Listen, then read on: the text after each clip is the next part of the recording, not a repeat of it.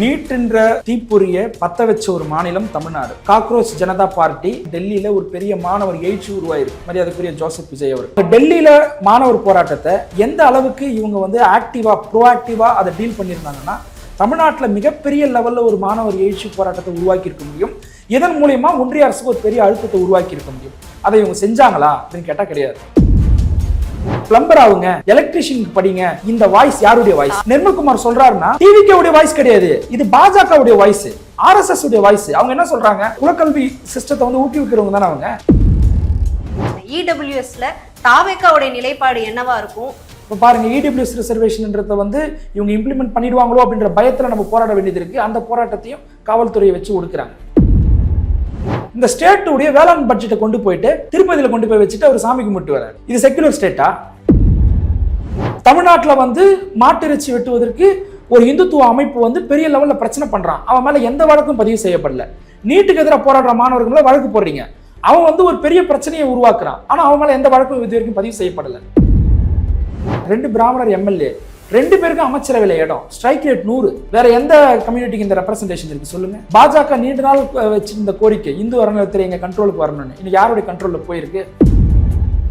நீட்ல தாவேகா அரசு என்ன நிலைப்பாடுல இருக்குங்கிறத அமைச்சர்கள் சொல்றாங்களே தவிர, அவர் நேரடியாக ஒரு பிரஸ் மீட் கொடுக்கறத தாண்டி அந்த கட்சி அதுக்கான இடத்துல எங்க இருக்கு, மாணவர்கள் போராட்டத்துல அவங்க எங்க நின்னாங்க அப்படிங்கறத நீங்க எப்படி பாக்குறீங்க?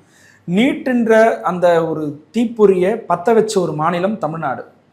அனிதாவுடைய மரணத்திற்கு பிறகு இந்தியா முழுவதும் நீட் வேணாம் அப்படின்ற ஒரு முழக்கத்தை நம்ம தான் கொண்டு வந்தோம்.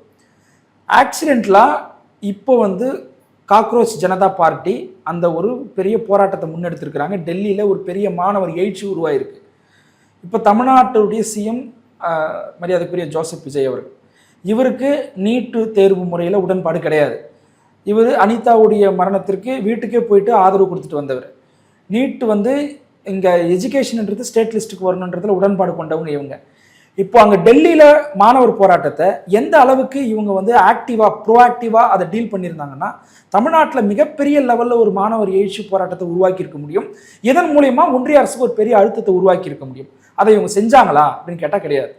இவங்களுடைய ஆட்சிக்கு வந்ததுக்கு அப்புறமா எத்தனை நீட் மரணங்கள் நடந்திருக்கு? அப்போ அந்த நீட் மரணங்கள் அனிதா மட்டும்தான் மரணமா? இப்போ இவங்கெல்லாம் எத்தனை ஸ்டூடெண்ட்ஸ் சூசைட் பண்ணி 4 ஸ்டூடெண்ட்ஸ் மேலே சூசைட் பண்ணிட்டு இறந்துருக்காங்க. கொஸ்டின் பேப்பர் லீக்கேஜ் நடந்திருக்கு. இப்போ மாணவர்கள் போராடுறாங்க, தன்னிச்சையாக போராடுறாங்க. அந்த மாணவர்களுக்கு எந்த அரசியல் கட்சியும் கிடையாது. இதை தாவேகா அரசு எப்படி அப்ரோச் பண்ணாங்க? அந்த மாணவர் போராட்டத்தை காவல்துறையை வச்சு ஹராஸ் பண்ணி அவங்கள தூக்கி அவங்க மேலே வயலன்ஸ் கட்டவிழ்த்து விட்பட்டு காவலர்கள் போயிட்டு அவங்கள தாக்கி, நேம் பேட்ஜே இல்லாத காவலர்கள் போயிட்டு அவங்கள தாக்கி, காவலர்களுடைய பிடின்றது நம்மளுக்கு கேமராவில் பார்க்கும்போது ஏதோ அவங்க பிடிக்கிற மாதிரி தான் தெரியும். அந்த பிடியை வாங்கினவங்களுக்கு தான் தெரியும் அது எவ்வளோ பெரிய அப்படியே எலும்பு உடையிற மாதிரி இருக்கும். இப்போ அந்த அளவுக்கு மாணவர்கள் மேலே ஒரு ஒடுக்குமுறையை நீங்கள் கட்டவிழ்த்து விடப்பட்டு அவங்க மேலே வழக்கு பதிவு செஞ்சு இப்போ அந்த வழக்கை ரத்து பண்ணுறீங்க. இதுதான் பொலிட்டிக்கல் மைலேஜ் எடுக்க பார்க்குறீங்கன்னு நாங்கள் சொல்கிறோம். இதே தானே சார் அங்கே பாஜகவும் பண்ணுச்சு. அப்போ இவங்க என்ன பண்ணிருக்காங்க? நீட் ஸ்டூடெண்ட்ஸ் ப்ரொடெஸ்ட்டுக்கு தமிழ்நாடு அரசு பெரிய லெவலில் இவங்க ஆதரவு கொடுத்துருக்கணும். இவங்க அப்படி கொடுத்தாங்களான்னு கேட்டால் இல்லை. அதுக்கு மாறா டிவிக்கில் இருக்கக்கூடிய முக்கியமான மினிஸ்டர் ஒருத்தர் என்ன சொல்றாருன்னா, நீட்டு மட்டுமே படிப்பு கிடையாது, மருத்துவம் மட்டுமே படிப்பு கிடையாது, மார்க்கெட்டில் எலக்ட்ரிஷியனுக்கு பிளம்பருக்குலாம் டிமாண்ட் இருக்குன்னு சொல்றாரு. நான் என்ன சொல்றேன்னா, அந்த தொழிலை நாங்கள் இழிவா பார்க்கல. பிளம்பர் எலக்ட்ரிஷியன் ஒர்க்கை இது வரைக்கும் நம்ம சமூகத்தில் பார்க்காத சமூகம் எது? யார் அந்த வேலை இது வரைக்கும் செய்யல? அப்போ அவங்க கிட்ட போயிட்டு மயிலாப்பூர்லயோ இல்லை நீங்க போயிட்டு ஸ்ரீரங்கத்திலேயோ போயிட்டு நீங்க இந்த பிரச்சாரத்தை பண்ணுவீங்களா? நீங்க இது வரைக்கும் பிளம்பர் அவங்கள நான் யாரையுமே பார்க்கல, வாங்க இடபிள்யூஎஸ் வகையாராக்களே உள்ள வாங்க. குலக்கல்வி முறையை அப்படியே சாஃப்ட் டோன்ல எடுத்துட்டு போறாங்கன்னு சொல்ல வரீங்களா? ஆமா, இது அப்படித்தானே போகுது. இது ரொம்ப கேட்சியா இருக்குங்க. இப்போ ஃபர்ஸ்ட் ஜென்ரேஷனா படிக்கக்கூடிய ஒரு ஸ்டூடெண்ட், நீ எலக்ட்ரிஷியன் ஆகும், நீ பிளம்பர் ஆகும், நீ அவனுக்கு அட்வைஸ் பண்றன்னா அவன் எஜுகேஷன் சிஸ்டத்தையே ஒரு மாதிரி ஹார்டா பார்க்கக்கூடியவனுக்கு இது ரொம்ப கேட்சியா இருக்கும். அதுவும் மினிஸ்டர் சொல்றாரு அப்படின்னும் பொழுதோ அதை டக்குன்னு அடாப்ட் பண்ணிப்பாங்க. இந்த சமூகத்துல எந்த தொழிலுமே இழிவான தொழில் கிடையாது. ஆனா இந்த தொழில இந்த செக்டார்ஸ் ஏன் இவ்வளவு நாள் பார்க்காம இருந்தாங்க? அவங்க கிட்ட போயிட்டு இதை பிரச்சாரத்தை பண்ணுவீங்களா? தமிழ்நாட்டில் 2 பிராமணர்கள் எம்எல்ஏ தான், 2 பேருக்குமே அமைச்சரவையில் இடம், ஸ்ட்ரைக் ரேட் 100. அப்ப இடபிள்யூஎஸ்ல அவங்களோட ஆதரவு நிலைப்பாடு என்னன்னு கேள்வி வரும்ல சார்? அதை எதிர்த்து தான் திராவிடர் கழகம் போராட்டம் பண்றாங்க. வரலாறுல இல்லாத அளவுக்கு இங்க பெரியார் திடல் 2 கேட்டுமே பூட்டப்படுது. அவ்வளவு போலீஸை கொண்டு குவிக்கிறீங்க. இப்ப விசிகா நெருக்கத்துல இருக்குதுங்கிறதுனால இந்த கேள்வி வைக்கிறேன். இடபிள்யூஎஸ்ல தாவேகாவுடைய நிலைப்பாடு என்னவா இருக்கும்? அவங்க ஒருவேளை நெகட்டிவாவோ பாசிட்டிவாவோ எடுக்கிறாங்க அப்படின்னா இந்த ரெண்டு விஷயத்துக்கு நீங்க எந்த மாதிரியான ஸ்டாண்ட் எடுப்பீங்க? உங்களுடைய ஸ்டாண்ட் என்ன ஸ்டாண்ட்? விடுதலை சிறுத்தைகள் கட்சி என்னைக்குமே மாநில உணர்வுல இருந்து பேசக்கூடிய ஒரு அமைப்பு. நாங்கள் எங்களுடைய தலைவர் வந்து ஏதோ அதிகாரம் நம்மளுக்கு கிடைச்சிருச்சுனால எல்லாத்தையுமே காம்ப்ரமைஸ் பண்ணிக்கிட்டு போகக்கூடிய தலைவர் கிடையாது. சில விஷயங்களை நாங்கள் சுட்டி காட்டுவோம், வெளிப்படையாக சுட்டி காட்டுவோம். சில விஷயங்கள் பிஹைண்ட் ஸ்க்ரீன் நாங்கள் சுட்டி காட்டுவோம். அது நடக்கலை அப்படின்னா தலைவர் எந்த அளவுக்கான ஒரு அழுத்தம் கொடுக்க முடியுமோ, எந்த அளவுக்கான தன்னுடைய முடிவை மறுபரிசீலனை செய்ய முடியுமோ அதை பண்ணுவார். அதுக்காக டைல்யூட் ஆகிட மாட்டோம். நீட்டு தேர்வு முறையிலையும் சரி, இடபிள்யூஎஸ் ரிசர்வேஷன்லையும் சரி, தமிழ்நாடு வந்து இதுவரைக்கும் இடபிள்யூஎஸ் ரிசர்வேஷன் தமிழ்நாட்டில் இம்ப்ளிமெண்ட் பண்ணலை. இதை தொடரணுன்றது தான் நம்மளுடைய விருப்பமும் கூட. ஆனால் இந்த அரசு இதை வந்து இம்ப்ளிமெண்ட் பண்ண ட்ரை பண்றாங்கல்ல, அவங்களுக்கு எதிராக ரொம்ப ஆக்டிவா இவங்க ரியாக்ட் பண்ணலன்னு சொல்றேன். இது யாருடைய வாய்ஸுங்க? நீங்க பிளம்பர் ஆகுங்க, எலக்ட்ரிஷியன் படிங்க அப்படின்ற இந்த வாய்ஸ் யாருடைய வாய்ஸ்? இது வந்து நிர்மல்குமார் சொல்றாருன்னா டிவிகேவுடைய வாய்ஸ் கிடையாது, இது பாஜகவுடைய வாய்ஸ், ஆர்எஸ்எஸ் உடைய வாய்ஸ். அவங்க என்ன சொல்றாங்க? மருத்துவம் மட்டும் தான் படிப்பா, இந்த மாதிரி குலக்கல்வி சிஸ்டத்தை வந்து ஊக்குவிக்கிறவங்க தானே அவங்க. நேஷனல் எஜுகேஷன் பாலிசியில் அதுதானே வந்து உள்ளவே கொண்டு வந்திருக்கிறாங்க. அப்போ இது யாருடைய வாய்ஸ்? ஆர்எஸ்எஸ் உடைய வாய்ஸ். நீ வந்து டாக்டர் படிக்காத, வக்கீலுக்கு படிக்காத, சயின்டிஸ்ட் ஆகாத, ப்ரொஃபஷனல் கோர்ஸ்குள்ள நீ வராத, நீ வேற ஏதாவது ஒரு தொழிலை பார்த்துக்கோ அப்படின்னு சொல்றது யாருடைய வாய்ஸ்? இது யாருடைய சித்தாந்தம்? அதை யார் இங்க ரிஃப்ளெக்ட் பண்றா? இது அறியாமையே தாவேக்கா இருக்குதா சார்? அறியாமையில் இருக்கிறாங்களா? இப்போ இவர் நிர்மல்குமாருடைய பேக்ரவுண்ட் என்ன? அவர் ஆர்எஸ்எஸ் உடைய உறுப்பினராக இருந்தவர், ஆர்எஸ்எஸ் உடைய கோர் இந்துத்துவ ஐடியாலஜி ஏற்றுக்கிட்டவர். இப்போ அந்த ஐடியாலஜியை நான் ஏற்றுக்கிட்டது தப்புன்னு சொல்லி எந்த இடத்துலையுமே அவர் தெளிவுபடுத்தலை. அவர் ஒரு முக்கியமான மினிஸ்டராக இருக்கிறார். அவர் இந்த எலக்ட்ரிஷியன் ஆகுங்க, பிளம்பர் ஆகுங்கன்றத இப்படி அட்வைஸ் பண்றாரு, நார்மலைஸ் பண்றாங்க ஒரு இடத்துல. ஒரு பக்கம் வெங்கட்ரமணன் மயிலாப்பூருடைய எம்எல்ஏ மினிஸ்டர், அவர் என்ன சொல்றாரு? ஆன்டி பிராமணிசம் ஐடியாலஜிஸ் அவுடேட்டட்ன்றார். ரமேஷ் அமைச்சருடைய நடவடிக்கைகளை இதே வந்து திமுக இருக்கக்கூடிய ஒரு அமைச்சர் இருக்கும் பொழுது 100 கோடி ரூபாய் இந்த மோசடி நடந்திருந்தா ஆர்எஸ்எஸ் பாஜக வானத்துக்கு பூமிக்கும் குதிச்சிருப்பாங்க. வானதி ஸ்ரீனிவாசன் வந்து அவருடைய நடவடிக்கைகள் பாராட்டுறாங்க. அப்போ இது ஒரு டவுட் நம்மளுக்கு கிரியேட் பண்ணலையா? நீங்கள் அதை விட பாருங்க, பட்ஜெட், வேளாண்மை பட்ஜெட் வந்து தாக்கல் செய்ய போறாங்க. இந்த வேளாண் பட்ஜெட்டை வந்து அந்த அமைச்சர் கொண்டு போயிட்டு பக்கத்து மாநிலத்தில் இருக்கக்கூடிய ஆந்திர பிரதேசத்துடைய திருப்பதி கோவிலில் கொண்டு போயிட்டு வச்சு பூஜை பண்ணி கொண்டு வர்றாரு. இது எவ்வளோ பெரிய, இது செக்குலர் ஸ்டேட்டா? மதச்சார்பின்மை உள்ள கவர்மெண்டா இது? அந்த கடவுள் எதிர்ப்புக்கெல்லாம் நாங்க வந்து பெரியாரை ஃபாலோ பண்ணலங்கிறது. நீங்க தனியா போங்க, அந்த அமைச்சர் தனியா போயிட்டு சாமி நான் வந்து வேளாண் பட்ஜெட் தாக்கல் பண்ண போறேன். அவங்க கொள்கை தலைவர் பெரியார் கொள்கை தலைவராக வச்சிருக்காங்க, அம்பேத்கர் கொள்கை தலைவராக வச்சிருக்காங்க. 2 பேருமே சனாதன எதிர்ப்பு போராளிகள். நீங்க தனியா போயிட்டு சாமி கும்பிட்டுவாங்க, எந்த பிரச்சனையும் கிடையாது எனக்கு. இப்ப இதே மரியா வில்சன் அவர்கள் வந்து இன்னைக்கு தாக்கல் பண்ண பட்ஜெட்டை கொண்டு போயிட்டு சர்ச்சில் கொண்டு போய் வச்சு ஜோம் பண்ணிட்டு வராரு. ஒரு வீடியோ ரிலீஸ் ஆகுது. பாஜக ஆர்எஸ்எஸ் சும்மா இருக்குமா? தமிழ்நாட்டில் எத்தனை பேர் விமர்சிச்சிருப்பாங்க? விமர்சிக்கணும்னு நானும் சொல்றேன். ஏன்னா நீங்க செக்குலர் ஸ்டேட்னும் பொழுது நீங்க அந்த பட்ஜெட்டை கொண்டு போயிட்டு அதுவும் பக்கத்து ஸ்டேட்ல கொண்டு போயிட்டு வச்சு நீங்க வந்து சாமி கும்பிட்டு வரீங்க. இது எந்த அளவுக்கு வந்து ஒரு செக்குலர் ஸ்டேட்ன்றதுக்கான அகேன்ஸ்டான ஒரு ஸ்டாண்ட் இல்லையா? அது ஒரு பக்கம் என்ன பண்றீங்கன்னா எய்டட் மைனாரிட்டி இன்ஸ்டிடியூஷன்ல மத வழிபாடு நடத்தக்கூடாதுன்னு ஒரு உத்தரவு போடுறீங்க. அப்போ இதை வந்து ஆர்எஸ்எஸ் பாஜக வரவேற்குது. இது வந்து கிறிஸ்டியன் இன்ஸ்டிடியூஷன்ஸ்க்கு வச்ச செக்குன்றாங்க. அவங்க என்ன பண்றாங்க? இந்த உத்தரவு எடுத்துட்டு போயிட்டு எல்லா இடங்களிலும் பிரச்சனை பண்றாங்க. மைனாரிட்டி கிறிஸ்டியன் இன்ஸ்டிடியூஷன்ஸ்குள்ள போயிட்டு அங்க கவர்மெண்ட்டுடைய எய்டட்ல வெறும் சம்பளம் மட்டும் தான் கொடுக்கப்படுது ஆசிரியர்களுக்கு. அந்த மேனேஜ்மெண்ட் ஃபுல்லாவே வந்து அந்த இன்ஸ்டிடியூஷன் தான் நடத்துறாங்க. அந்த இன்ஸ்டிடியூஷனுக்கு கொண்டு போயிட்டு இந்த ஜீவோவை கொண்டு போயிட்டு இங்க பாருங்க, மத வழிபாடெல்லாம் உள்ள நடத்தக்கூடாது, நீங்க ஜெபம் பண்ணக்கூடாது, நீங்க இந்த மாதிரி மத ஐடென்டிட்டிகள்லாம் இங்கே இருக்கக்கூடாதுன்னு பிரச்சனை பண்றான். ஒரு பக்கம் இந்த மாதிரி ஒரு ஜீவோவை இந்த அரசு கொடுக்குது, இன்னொரு பக்கம் இந்த ஸ்டேட்டுடைய வேளாண் பட்ஜெட்டை கொண்டு போயிட்டு திருப்பதியில் கொண்டு போய் வச்சுட்டு அவர் சாமி கும்பிட்டு வர்றாரு. இது செக்குலர் ஸ்டேட்டா? இதுதான் அவங்க மதச்சார்பின்மையா? நாளைக்கு பாஜக ஆட்சி தமிழ்நாட்டில் வந்திருந்தா தமிழ்நாட்டில் பாஜக இதை செஞ்சிருக்கும். அவங்களுடைய பட்ஜெட்டை கொண்டு போயிட்டு ஒரு கோவிலில் வச்சு சாமி கும்பிட்டு தான் கொண்டு வந்து சட்டசபையில் வந்து ப்ரொடியூஸ் பண்ணியிருப்பாங்க. இதே தானே டிவிகே செய்யுது. இப்போ இந்த இடத்துல இருந்து ஆளூர் ஷானவாஸ் அவர்களும் மறைமுகமா பாஜக ஆண்டுட்டு இருக்காங்கன்னு தான் சொல்றாரு. இப்போ நீங்களும் அதே கருத்து தான் முன்னெடுத்து வைக்கல. நாங்க விடுதலை சிறுத்தைகள் கட்சி கூட்டணியில தான் இருக்கிறோம். இருந்தாலும் நாங்கள் ஏன் இதை பதட்டப்பட்டு சொல்கிறோம் அப்படின்னா, ஒரேடியாக தாவேக்காவை குற்றம் சுமத்தி அவங்க பாஜகவுடைய பிராண்டுன்னு நாங்கள் வந்து ஒதுக்க விரும்பலை. ஆனால் இதெல்லாம் கன்சிடர் பண்ணுங்கன்னு சொல்கிறோம். இப்படி ஒரு பியூரோக்ராட்ஸ்குள்ளே இந்த கவர்மெண்ட் சிக்கி இருந்ததுன்னா, வலதுசாரி தன்மையுடைய பியூரோக்ராட்ஸ் தான் அதை இயக்குறாங்கன்னா அதை நீங்கள் கலைங்கன்னு சொல்கிறோம். நாங்கள் சும்மா வைக்கல, இது ஒவ்வொரு டவுட்டுக்குமே நாங்கள் போனஃபைட் ரீசனை கொடுக்குறோம். இப்போ நீங்கள் பாருங்கள், அதாவது பாஜகவுடைய கூட்டணி தான் அதிமுக. பாஜகவுடைய கூட்டணியில தான் அமமுக இருக்கு. இந்த பாஜக வந்து நம்பிக்கையில்லா வாக்கெடுப்புல விஜய் கட்சியை நடுநிலை வகிக்குது, எதிர்க்கல. பாட்டாளி மக்கள் கட்சி நடுநிலை வகிக்கிறாங்க, எதிர்க்கல. இந்த பாஜக கூட்டணியில இருந்த ஒரு பெரிய வந்து அதிமுக ஒரு ஃபிராக்ஷனை விஜய் வந்து உடைக்கிறாரு. ஒரு பக்கம் டிடிவி தினகரன் வச்சிருந்த அந்த ஒரே ஒரு ஒத்த எம்எல்ஏவும் தூக்கிட்டு போயிட்டாங்க. அதுக்கு ப்ரூஃப் இருக்கு. கொண்டு போயிட்டு என்ன பண்றாங்கன்னா எவிடன்ஸோட கவர்னரை பார்த்து கம்ப்ளைண்ட் பண்றாங்க. இதே வந்து திமுக ஆட்சியில் நடந்திருந்தா கவர்னர் என்ன நடவடிக்கை எடுத்திருப்பார்? கவர்னர் யாரோட பிரதிநிதி? ஒன்றிய அரசோட பிரதிநிதி. முகாந்திரம் இருக்கு, ஆனா நடவடிக்கை எடுக்க மாட்டேன்றாரு. பாஜக கூட்டணியை ஒரு முதலமைச்சர் உடைக்கிறாரு, ஆனா பாஜக அமைதியா இருக்கு. பாஜக வந்து நம்பிக்கையில்லா வாக்கெடுப்புல விஜயுடைய அரசை எதிர்த்து வாக்களிக்கல. பாஜகவுடைய சித்தாந்தமா இருக்கக்கூடிய இந்து அறநிலைத்துறை அந்த சமூகத்தை சார்ந்த ஒரு கண்ட்ரோலுக்கு போகுது. 100 கோடி ரூபாயில வந்து ஒரு பெரிய மோசடி நடக்குது. அதை எதிர்த்து வந்து வானதி சீனிவாசனும் பாஜகவும் பெரிய லெவல்ல ரியாக்ட் பண்ணல, அதுக்கு மாற ஆதரிச்சு பேசுறாங்க. இன்னொரு இடத்துல நிர்மல்குமார் வந்து பாஜக RSS உடைய குலக்கல்வி திட்டத்தை ரொம்ப நவீனமா வந்து பழக்கப்படுத்துறாரு. எலக்ட்ரிஷியன் ஆகுங்க, பிளம்பர் ஆகுங்கன்றார். ஒரு பக்கம் வெங்கட்ரமணன் என்ற அமைச்சர் வந்து ஆன்டி பிராமணிசம் ஐடியாலஜிஸ் அவுடேட்டட்னு சொல்றாரு. ஒரு பக்கம் திருப்பரங்குன்ற ஆவணப்படம் வந்து வெளியிட முடியல. அங்க திருப்பரங்குன்ற இஷ்யூல இவங்க அப்பீல் போயிட்டாங்க. But archaeology survey of India with support of Tamil Nadu revenue government இந்த ரெவென்யூ டிபார்ட்மெண்டோட ஒத்துழைப்போட சர்வேவை எடுத்து முடிச்சிட்டாங்க. தமிழ்நாட்டில் வந்து மாட்டு இறைச்சி வெட்டுவதற்கு ஒரு இந்துத்துவ அமைப்பு வந்து பெரிய லெவலில் பிரச்சனை பண்றான். அவன் மேல எந்த வழக்கும் பதிவு செய்யப்படல. நீட்டுக்கு எதிராக போராடுற மாணவர்களை வழக்கு போடுறீங்க. அவன் வந்து ஒரு பெரிய பிரச்சனையை உருவாக்குறான், ஆனா அவன் மேல எந்த வழக்கும் இது வரைக்கும் பதிவு செய்யப்படல. அப்ப இதுல இருந்து நீங்க இதை அப்ரோச் பண்ணுங்க. 100 நாள் வேலை திட்டம் கடுமையா நம்ம எதிர்த்து இருந்தோம். 90-10 ரேஷியோ தமிழ்நாடோட கான்ட்ரிபியூஷன் 10%, 90% யூனியன் கவர்மெண்ட் கொடுக்கணும்.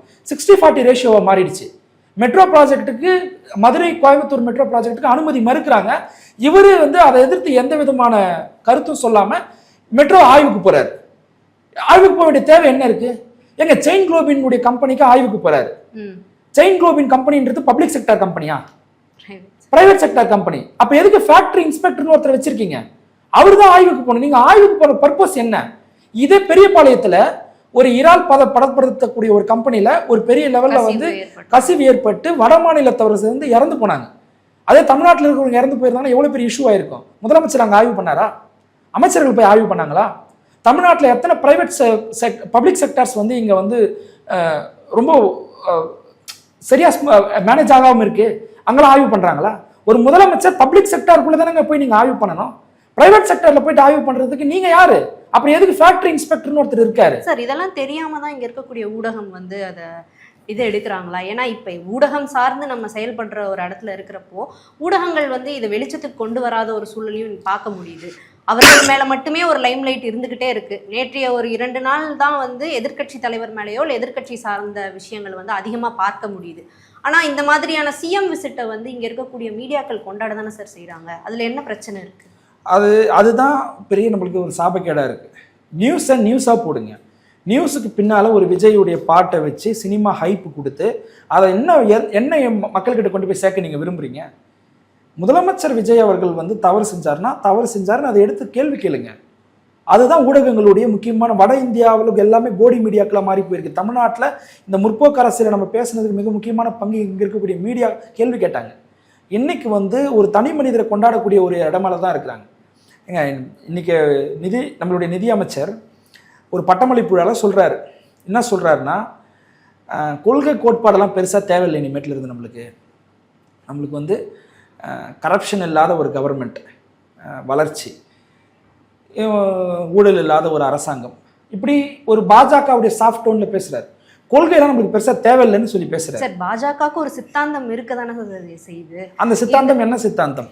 அவர்கள் வந்து ஒரு வலதுசாரி சித்தாந்தத்துல அவர்கள் ஒரு இடத்துல இருக்காங்க, இடதுசாரி சித்தாந்தத்துல இங்க ஒரு இது. இல்ல, தாவக கட்சி இடதுசாரி அரசியல் கட்சியா வலதுசாரி அரசியல் கட்சியா? அதான் கேட்கணும். இந்தியா அலைன்ஸ்குள்ள இருக்காங்களா இல்ல என்டிஏ அலைன்ஸ்குள்ள தாவேகா இருக்காங்களா? ஏன்னா விசிகா தலைவர்கள் சொல்ற ஒரு விஷயம் என்னன்னா, இந்தியா அலைன்ஸ்குள்ள திமுக தொடரணும் அப்படிங்கிற ஒரு இடத்துல அவர் ரொம்பவே ஸ்ட்ராங்கா இருக்காரு. இப்பயும் சரி எப்பயும் சரி இதை எடுத்து வழிநடத்த போகக்கூடிய எல்லா தகுதியும் வந்து திமுகவுக்கு இருக்கு அப்படிங்கிறதுல திருமாவளவன் அவர்களுக்கு மாற்று கருத்தே இல்லை. இந்த இடத்துல நீங்க ஒரு நட்பு கூட்டியா ஒரு அமைச்சரவைக்குள்ள இடம்பெற்றிருக்கிறப்போ தாவேகா இந்த 2 கூட்டணியில எந்த கூட்டணியில இருக்குங்கிறது அங்க இருக்கக்கூடிய கட்சியினருக்கான தெளிவு இருக்கா? இப்போ நீங்க தகுதின்ற ஒரு வார்த்தையை பயன்படுத்தினீங்க. இந்தியா கூட்டணியை அடுத்த கட்டத்துக்கு கொண்டு போகக்கூடிய தகுதி திமுகவுக்கு இருக்குன்னு நம்ம சொல்றோம். திமுக இங்க எதிர்கட்சி, ஆளுங்கட்சி கிடையாது. அந்த தகுதி ஏன் டிவிகேக்கு வரல? அப்போ இந்தியா கூட்டணின்றதே வந்து யாரை எதிர்த்து உருவாக்கப்பட்டது? இந்தியா கூட்டணியில நீங்க ஒரு கட்சி இடம் பெறணும் அப்படின்னா அதுக்கு பேசிக்கான எலிஜிபிலிட்டி என்ன தெரியுமா? பாஜக எதிர்ப்புல அந்த கட்சி எவ்வளவு முனைப்பா இருக்குதுன்றது தான் பேசிக் எலிஜிபிலிட்டி. அப்போ அதில் டிவிகே கவர்மெண்ட் பாஜகல இந்த திட்டங்களை எதிர்க்கிறாங்க, இல்லை எதிர்ப்பாங்க ஃபியூச்சர்ல கான்ஃபிடென்ட்டா சொல்ல முடியுமா? கிடையவே கிடையாது. இப்போ இவங்களுக்கு இந்தியா கூட்டணிக்குள்ள வருவதற்கான ஒரு வாய்ப்பு கிடைச்சது, ராஜ்யசபா எம்பி. அதையும் இவங்க என்ன பண்ணாங்கன்னா காங்கிரஸ் பக்கம் தள்ளி விட்டாங்க. இப்போ என்ன சொல்றாங்கன்னா தாவேக்காவை ஆதரிக்கக்கூடியவங்க அவங்களுக்கு எம்பி எண்ணிக்கை இல்லை, அதனால அவங்களால இந்தியா கூட்டணிக்குள்ள வர முடியலன்னு சொல்றாங்க. ஜவஹர்லாக்கு வந்து எம்பி சீட் இருக்கா? அவர் எப்படி இந்தியா கூட்டணியில தானே இருக்கிறாரு அவரு. அப்போ இந்தியா கூட்டணிக்குள்ள எம்பி எண்ணிக்கையே இல்லாத எத்தனை மாநில கட்சிகள் இருக்காங்க தெரியுமா? இதெல்லாம் வந்து சும்மா போங்கு. நீங்க உள்ள வரணும்னா வரலாம், இந்தியா கூட்டணிக்குள்ள வரலாம். இந்தியா கூட்டணிக்குள்ள நம்ம வந்தோம்னா பாஜகவை எதிர்க்கணும். அது வந்து விஜய்க்கு வராது, டிவிகேக்கு வராது. ஒருவேளை இந்தியா கூட்டணிக்குள்ள வந்து சமூக வலைதளங்கள்ல பேசுற மாதிரி விஜய் தான் அடுத்த பிஎம்ங்கிற ஒரு ப்ரொபகேண்டா ஒன்று போயிட்டு இருக்குல்ல, இப்போ அந்த இடத்த வந்து ஒருவேளை இந்தியா அலையன்ஸ்குள்ள வந்து அவரை நீங்க எல்லாரும் ஒரு பிஎம் கேண்டிடேட்டா நிறுத்துவீங்க? பிஎம் அவர் வந்து ஐநா சபைக்கு கூட தலைவராக போகட்டும், அது பிரச்சனை கிடையாது. இந்தியாவுடைய பன்முகத்தன்மை பாதிக்கப்பட்டிருக்கு, இந்தியாவுடைய செக்யூலரிசம் பாதிக்கப்பட்டிருக்கு, இந்தியாவுடைய இறையாண்மை பாதிக்கப்பட்டிருக்கு, இந்தியாவுடைய ஜனநாயகம் பாதிக்கப்பட்டிருக்கு, ரிப்பப்ளிக் குடியரசு பாதிக்கப்பட்டிருக்கு. இதெல்லாம் வந்து யாரால பாதிக்கப்பட்டிருக்கு? பாஜகவால் பாதிக்கப்பட்டிருக்கு. இதை எதிர்த்து பேசாம நீங்க எப்படி பிரைம் மினிஸ்டர் கேண்டிடேட்னு உங்களுக்கு பேச முடியும்? சினிமாட்டிக்கா இதை பேசுறதுக்கு உதவும், ஆனா இது வந்து யதார்த்தத்தில் பண்ண முடியாது, இல்லை பேச முடியாது. இல்லை அதை அந்த இடத்துல தான் அவங்க அரசியல் ஆராய ஒரு 6 மாதம் டைம் கேட்டிருக்காங்க, ஒரு 3 மாதம் முடிந்தது. நீங்க கவர்னன்ஸுக்கு 6 மந்த் எடுத்துக்கங்க, 5 வருஷம் கூட முழுசா எடுத்துட்டு போங்க, பிரச்சனையே கிடையாது. கொள்கையில பிடிமான ஐடியாலஜிக்கல் பேசிஸ்ல உங்களுக்கு எதுக்குங்க? எங்க மனோன்மணியம் சுந்தரனார் பல்கலைக்கழகம் அவர் பாடின பாட்டை தமிழ்நாட்டில் இப்போ பாடணும்னா உங்களுக்கு 3 வருஷம் சிறை. நீங்க தமிழ்நாட்டில் தமிழ்தாய் வாழ்த்தை முதல்ல பாடுங்க, பாடினா என்ன நடக்கும்? நீங்க வந்து வந்தே மாதரத்தையோ இல்லை நேஷனல் ஆந்தமையோ நீங்க இம்பார்ட்டன்ஸ் கொடுக்காம மாநில பாடலுக்கு முக்கியத்துவம் கொடுத்தால் 3 ஆண்டுகள் சிறை என்ற மசோதா கொண்டு வந்துட்டாங்களா இல்லையா? அதை யார் எதிர்க்கணும்? தமிழ்நாட்டுடைய முதலமைச்சர் எதிர்க்கணும். எதிர்த்தாரா? திமுக எம்பி அங்க எதிர்த்துட்டு இருக்காங்க. திமுக எம்பி எதிர்ப்பாங்க, விடுதலை சிறுத்தைகள் கட்சி எதிர்க்கிறோம், கம்யூனிஸ்டுகள் எதிர்க்கிறோம், அது வேற. இடதுசாரி அரசியலா தன்னை சொல்லிக்கக்கூடிய தாவேக்கா எதிர்த்துச்சா? எதிர்க்கல. மாநில அளவுலயும் குரல் ஒலிக்கலங்கிறீங்களா? அப்போ இவங்க தமிழ்நாடுன்றதே இப்ப இவங்க அவர்களுடைய பட்ஜெட்லயா இருக்கட்டும் பல இடங்கள்ல தமிழகம்னு அதை வந்து மாத்திக்கிட்டு வராங்க. இதுவே யார் விரும்பக்கூடிய சொல்? தமிழகம் நோக்கி. ஆமா, வெற்றி தமிழகம். ஏன் வெற்றி தமிழ்நாடுன்னு போடுங்க. இங்க தமிழ்நாட்டுக்கும் தமிழகத்துக்கும் எவ்வளவு பெரிய பிரச்சனை நடந்தது, எவ்வளவு பெரிய போராட்டம், எத்தனை பேர் உயிர் தியாகம் செஞ்சிருக்கிறாங்க. அந்த நாடுன்றதுக்கு பின்னால ஒரு பெரிய சாவர்னிட்டி இருக்கு, ஒரு இறையாண்மை இருக்கு. தமிழ் மாநிலத்துக்குன்னு சொல்லிட்டு இருக்கக்கூடிய ஒரு இறையாண்மை இருக்கு, ஒரு செப்பரேட் சாவரினிட்டி இருக்கு. அதுல நீங்க அதை அவ்வளவு போற போக்குல வந்து மக்கள் மத்தியில தமிழகம்னு பழக்கப்படுத்துறீங்க. இங்க ஒவ்வொரு சொல்லுமே ஒரு உணர்வு, அந்த உணர்வுக்கு பின்னால ஒரு பெரிய போராட்ட வரலாறு இருக்கு. ஆனா நீங்க அதை என்ன பண்றீங்க? டைல்யூட் பண்றீங்க. இதே வந்து போன முறை கவர்னர் வந்து தமிழகம்னு சொன்னதுக்கு தமிழ்நாட்டை வந்து சும்மா இருந்தாங்களா? எத்தனை அரசியல் கட்சிக்கு அதுக்கு எதிர்ப்பு தெரிவிச்சாங்க, கண்டனம் தெரிவிச்சாங்க, போராட்டம் நடத்தினாங்க. எவ்வளவு மாணவர் அமைப்பு அதுக்கு எதிர்ப்பு தெரிவிச்சாங்க. ஒரு ஆளுகிற அரசு தமிழகம்னு போடுறாங்க, எங்குமே வந்து ரியாக்டே இல்லாம இருக்கிறாங்க.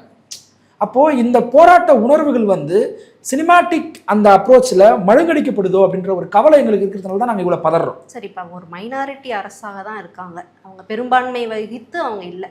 ஆனா மைனாரிட்டி அரசா இருக்கிறப்பையும் அவங்க இவ்வளவு தைரியமாக சில விஷயங்களை முன்னெடுக்கிறாங்கல்ல, அது எப்படி பாக்குறீங்க?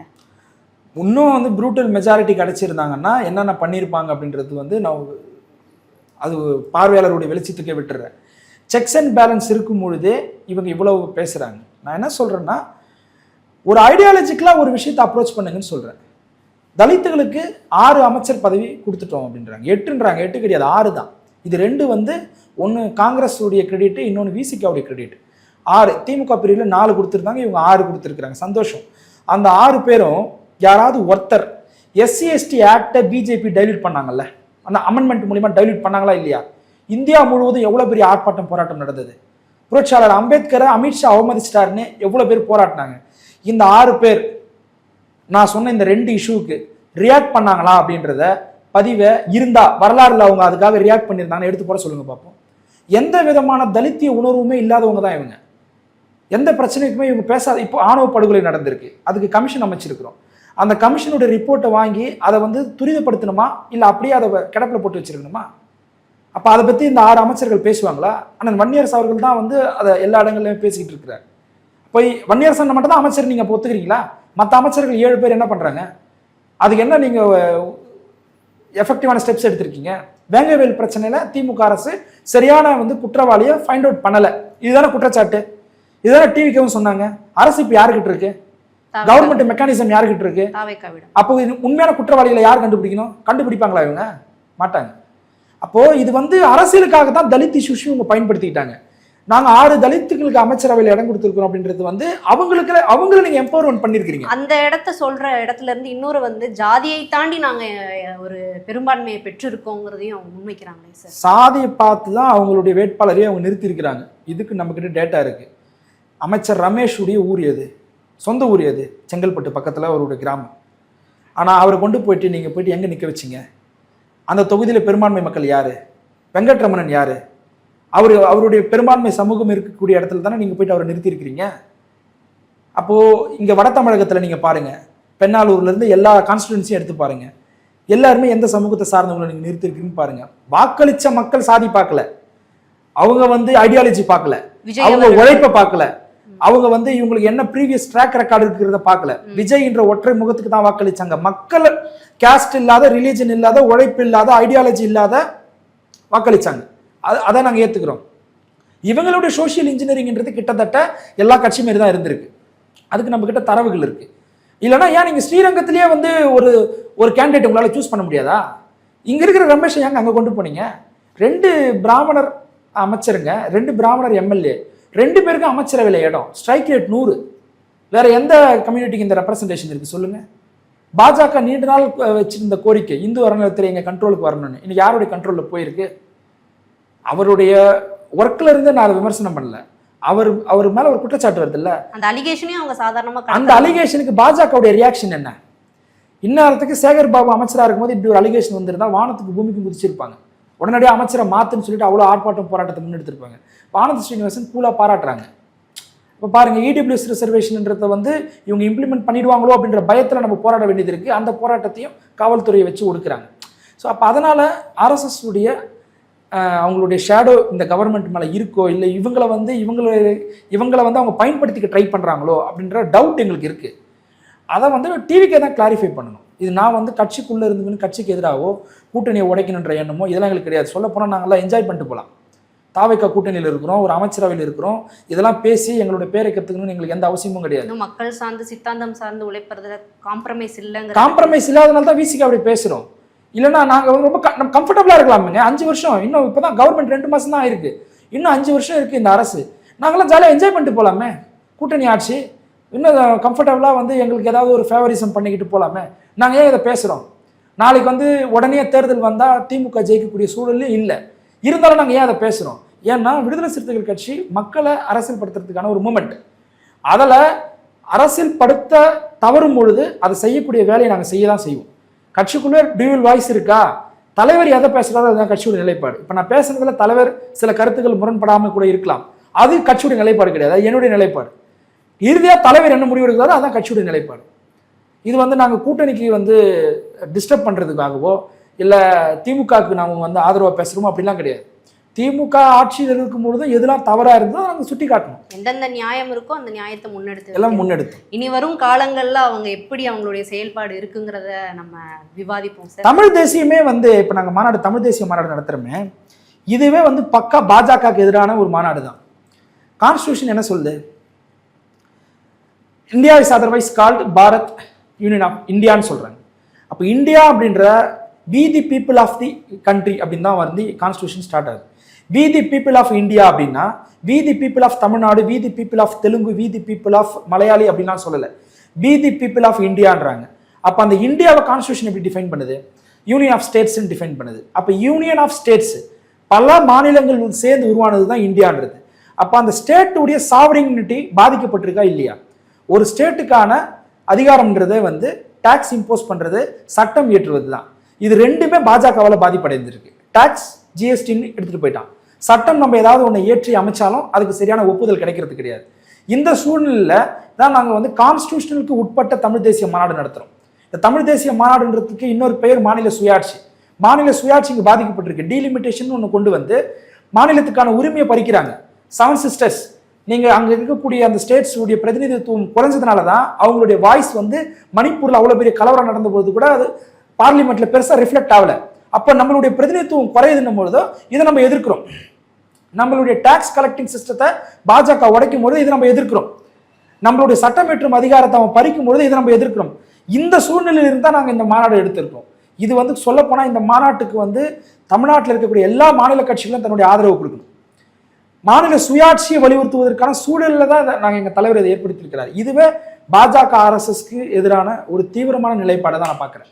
கண்டிப்பா சார். தமிழ்நாடு எந்த ஒரு போராட்டமோ எந்த ஒரு கூட்டத்தையோ வந்து நியாயமா இருக்கும் பட்சத்தில் அதை கண்டிப்பா ஃபாலோ பண்ணுவாங்க.